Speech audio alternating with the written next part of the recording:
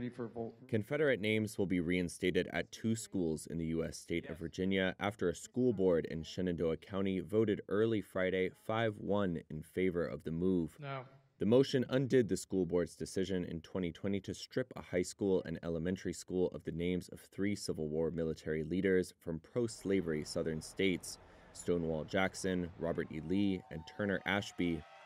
The community will be the first in the nation to reinstate such names. It bucks a 4-year trend of U.S. institutions removing symbols of the Confederacy following nationwide racial justice protests triggered by George Floyd's murder by police officers in 2020. A local conservative coalition in April asked the school board for the change, saying it was, quote, essential to honor our community's heritage.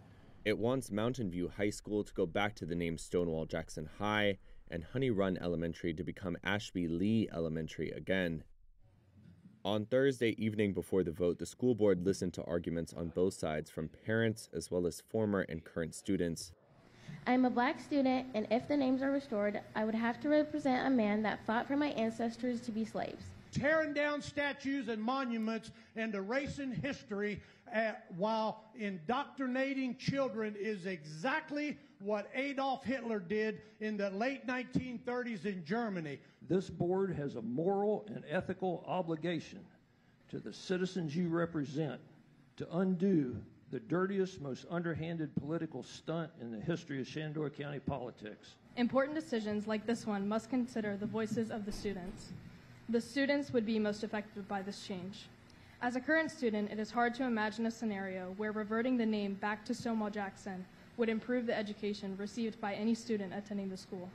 The school board's vice chairman, Kyle Gutschall, earlier told Reuters the name changes in 2020 had increased public attention on the board and helped shift its political composition to the right. While Gutschall's predecessor, Michelle Manning, voiced concern about how charged the issue had become, saying she received threatening phone calls after the vote in 2020. According to a 2022 Reuters investigation, school board members across the United States have faced a rash of threats and hostile messages, ignited by roiling controversies over subjects such as U.S. racial history.